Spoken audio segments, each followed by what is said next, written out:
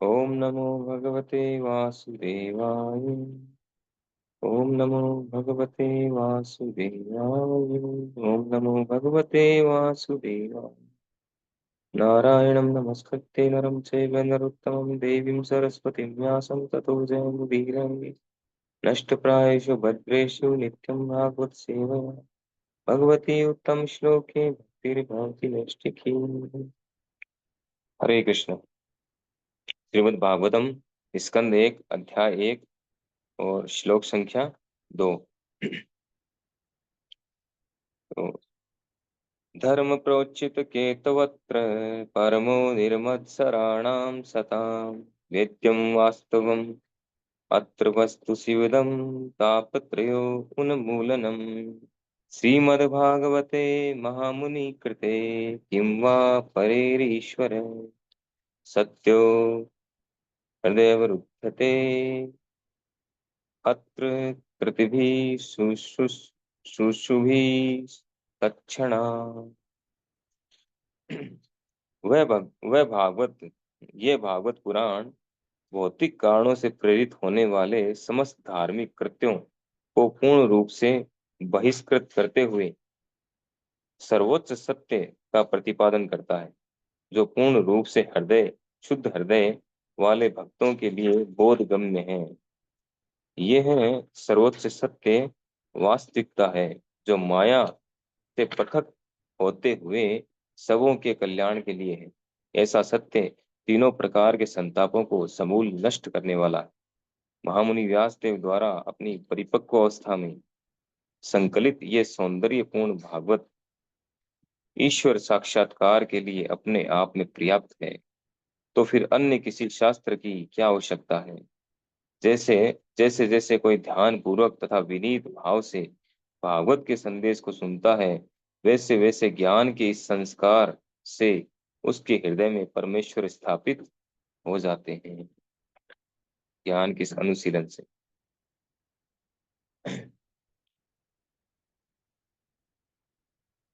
तो इस श्लोक में बताया गया है कि धर्म प्रोचित केतव अत्र।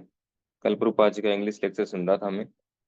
प्रभुपाद जी कहते हैं कि भागवतम में ऑल काइंड्स ऑफ चिटिंग धर्म इनको किक्ड आउट कर दिया गया है। भागवतम के अंदर एक भी ऐसी धार्मिक पद्धति नहीं बताई गई है जो आत्मा के साथ चिटिंग करने वाली है। एकमात्र शुद्ध भक्ति बताई गई है।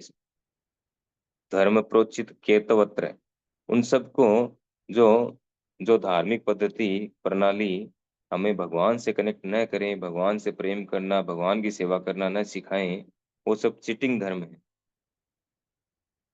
चिटिंग धर्म कहा गया है केतवत्र। सकाम विचार से प्रच्छन्न। केतव का अर्थ दिया सकाम विचार से, यानी सकाम भाव से किए जाने वाले जो कार्य हैं, कर्म कांड है, ज्ञान कांड है, ये सब क्या है? केतव धर्म है। इससे आत्मा का कोई कल्याण होने वाला नहीं। कर्म कांड, ज्ञान कांड, सकल विषय भांड, नरोत्तम दास ठाकुर जी कहते हैं कि कर्म कांड और ज्ञान कांड क्या है? ये सब विष के भांड हैं। अमृत बलिया ये खाए, नाना योनि सदा फिरे, कदर ये भक्षण करे।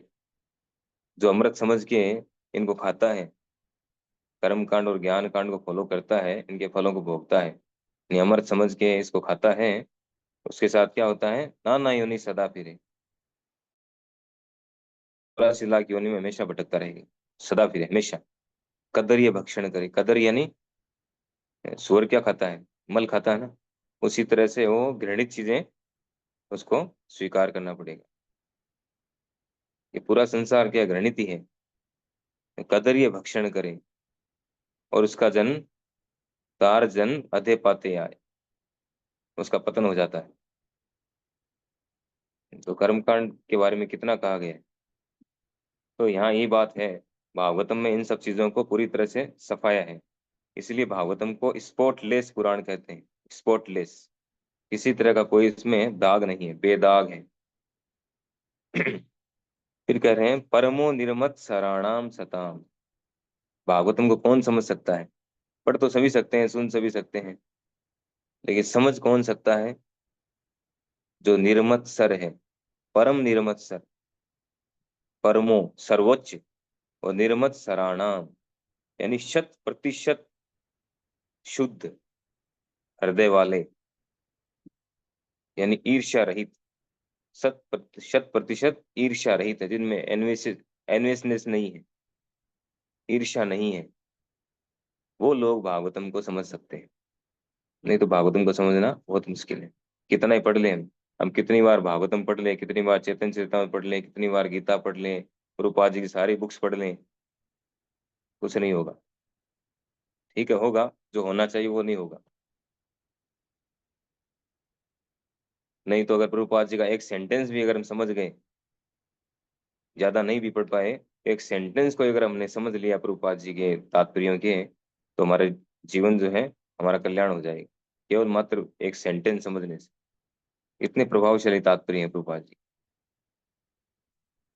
तो परम निर्मत सराणाम सता, जो निर्मत सर है, ईर्ष्या रहित है, वो इसको समझ सकते हैं।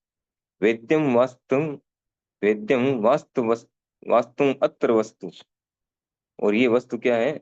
जानने योग्य, वास्तविक अत्र, इसमें भागवतम जो है वो ही एकमात्र जानने योग्य वस्तु है। इसमें जो विषय है वो जानने योग्य है, अर्थात हमारे लिए, हम जैसे जानना चाहते हैं ना, जिज्ञासु हैं सभी। तो कोई किसी चीज की जिज्ञासा करता है, कोई किसी चीज की जिज्ञासा करता है, हर व्यक्ति अलग अलग जिज्ञासाएं करते हैं और उसमें समय खर्च करते हैं। लेकिन वास्तव में जिज्ञासा क्या करना है हमें?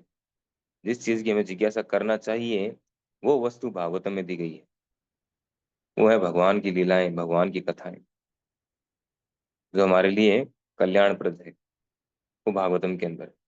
तो वेद्यम वास्तु अत्र वस्तु, शिवदम तापत्रयो उन्मूलनम, और वो जो है, वो वस्तु है, वो क्या है? शिवदम, अर्थात कल्याणकारी है हमारे लिए। हमारा जो वास्तविक कल्याण जिससे होना है, वो वस्तु श्रीमद् भागवतम के अंदर है।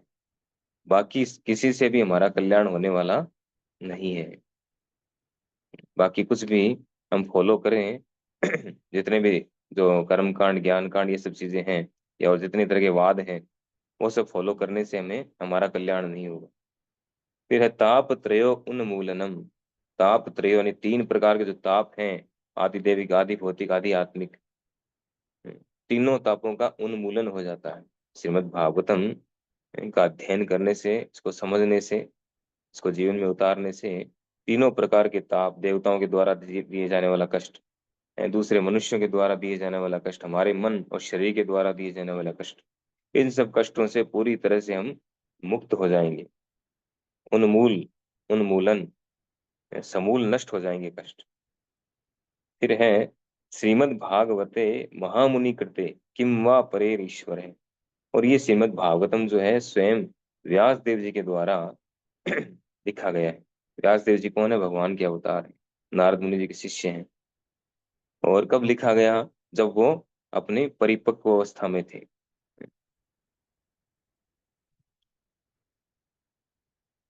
करते करते यानी उनके द्वारा संग्रह किया गया। तो फिर कह रहे किम वा परे ईश्वर है, इससे परे अन्य किसी शास्त्र को, शास्त्र की क्या आवश्यकता है?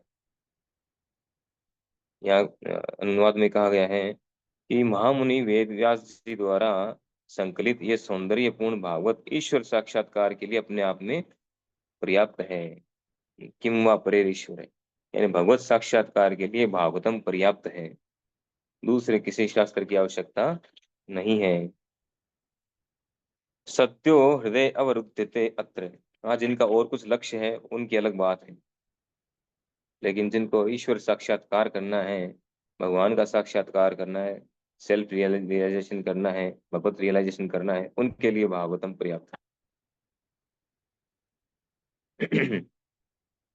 फिर कह रहे हैं कि सत्यो हृदय अवरुद्धते कृतिभी, जैसे जैसे कोई ध्यान पूर्वक तथा विनीत भाव से भागवत के संदेश को सुनता है, जैसे जैसे हम भागवतम को समझने का प्रयास करेंगे, कहते हैं सत्यो हृदय, यानी तुरंत तुरंत हमारे हृदय में क्या होगा?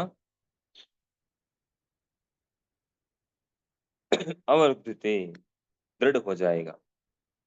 भगवान का जो स्वरूप है वो दृढ़ हो जाएगा। हम्म, परमेश्वर स्थापित हो जाएंगे। कह रहे हैं कि जैसे जैसे कोई व्यक्ति भागवतम का संदेश सुनता है, वैसे वैसे ज्ञान के इस अनुशीलन के द्वारा, इस प्रैक्टिस के द्वारा परमेश्वर उसके हृदय में स्थापित हो जाते हैं। यहाँ इसका मीनिंग अर्थ क्या है? सत्य, सत्य यानी तुरंत, तुरंत हो जाएंगे स्थापित। जैसे हम भागवतम को एक्सेप्ट करेंगे, शिक्षाओं को स्वीकार करेंगे, वैसे ही तुरंत भगवान हमारे हृदय में स्थापित हो जाएंगे। हमने लास्ट टू लास्ट डे